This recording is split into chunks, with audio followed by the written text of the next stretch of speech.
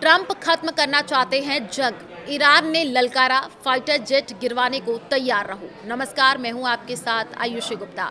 Iran के विदेश मंत्री सैयद अब्बास अरागची ने कहा है, ईरान ने पिछले संघर्षों से काफी सैन्य अनुभव हासिल किया है। उन्होंने चेतावनी देते हुए कहा कि अगर दोबारा युद्ध हुआ तो दुनिया को कोई नए और चौंकाने वाले जवाब देखने को मिल सकते हैं। उनका ये बयान ऐसे समय में आया है जब अमेरिका के राष्ट्रपति डोनाल्ड ट्रंप ने ईरान को समझौते के लिए 2 से 3 दिन का समय दिया है। वहीं अमेरिकी राष्ट्रपति जेडी वेंस ने कहा कि बातचीत में काफी प्रगति हुई है, लेकिन ईरान की अंतिम स्थिति अभी साफ नहीं है। डोनाल्ड ट्रंप की आपको बता दें कि हाँ ना का कंफ्यूजन है। अमेरिका के राष्ट्रपति डोनाल्ड ट्रंप ने कहा है कि अमेरिका ईरान के साथ तनाव को जल्द खत्म करने की दिशा में तेजी से काम कर रहा है। उन्होंने दोहराया कि ईरान को परमाणु हथियार बनाने की अनुमति नहीं दी जाएगी। व्हाइट हाउस में सांसदों को संबोधित करते हुए ट्रंप ने कहा कि हम इस युद्ध को बहुत जल्दी खत्म कर देंगे। उन्होंने कहा कि ईरान समझौता करना चाहता है क्योंकि वो इस तनाव से थक चुका है। ट्रंप ने कहा कि ईरान के दिमाग में परमाणु हथियार है, लेकिन हम उन्हें परमाणु हथियार हासिल नहीं करने देंगे। उन्होंने दावा किया कि अमेरिका ने अभी तक बहुत अच्छा काम किया है।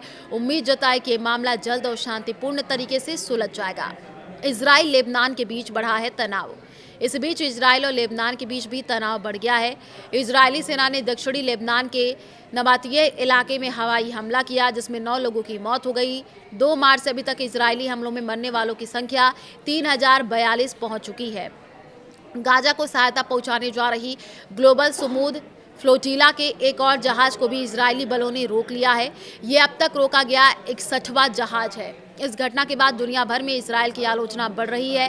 सैकड़ों कार्यकर्ताओं को हिरासत में लेने पर सवाल उठ रहे हैं।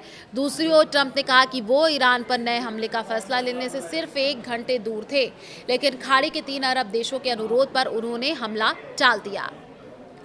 तो अमेरिका के उपराष्ट्रपति जेडी वेंस ने मंगलवार को कहा कि ईरान के साथ बातचीत में अच्छी प्रगति हो रही है, लेकिन अगर समझौता नहीं हुआ तो अमेरिका फिर से युद्ध शुरू करने के लिए पूरी तरीके से तैयार है। व्हाइट हाउस में पत्रकारों से बातचीत करते हुए वेंस ने कहा कि बातचीत आगे बढ़ रही है, या तो समझौता होगा या फिर नहीं होगा, लेकिन हम कोशिश जारी रखेंगे। उनका ये बयान ऐसे समय में आया है जब राष्ट्रपति ट्रंप ने कहा कि वो ईरान पर नए हमलों की मंजूरी देने से सिर्फ 1 घंटे दूर थे। ट्रंप ने ईरान को समझौते के लिए 2 या 3 दिन का समय भी दिया है। वेंस ने साफ कहा कि ईरान को ये मानना होगा कि उसे परमाणु हथियार रखने की अनुमति नहीं दी जाएगी। डोनाल्ड ट्रंप के ईरान प्रोजेक्ट को झटका खिलाफ हुए 3 सांसद, इसके बारे में भी आपको बताएंगे। अमेरिका के सीनेट में मंगलवार को राष्ट्रपति डोनाल्ड ट्रंप को बड़ा झटका लगा। ईरान युद्ध के सीमित करने वाले प्रस्ताव पर वोटिंग के दौरान उनके ही 4 सांसदों ने अपनी पार्टी के खिलाफ जाकर के डेमोक्रेट्स का साथ दे दिया। ये प्रस्ताव वॉर पावर्स एक्ट के तहत राष्ट्रपति की सैन्य कार्रवाई की शक्तियों को सीमित करने से जुड़ा है। सीनेट में ये प्रस्ताव 50 से 47 वोटों से पास हुआ, जिसमें 3 रिपब्लिकन सांसद वोटिंग में शामिल नहीं हुए। Republican senator Rand Paul, Susan Collins, Lisa Murkowski और बिल कैसिडी ने ट्रंप के खिलाफ वोट किया। वहीं डेमोक्रेट सांसद जॉन फिटरमैन ने इस प्रस्ताव का विरोध किया है।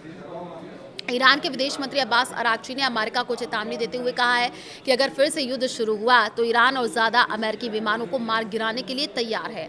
उन्होंने कहा कि किसी नए संघर्ष में दुनिया को कई और बड़े सरप्राइज जो है वो भी देखने को मिल सकते हैं। अरागची का ये बयान ऐसे समय में आया है जब अमेरिकी राष्ट्रपति ने ईरान को शांति समझौते के लिए 2 से 3 दिन का समय दिया है। अरागची ने अमेरिकी कांग्रेस की एक रिपोर्ट का जिक्र करते हुए दावा किया, ईरान की सेना ने पहली बार F-35 लड़ाकू विमान को मार गिराया था।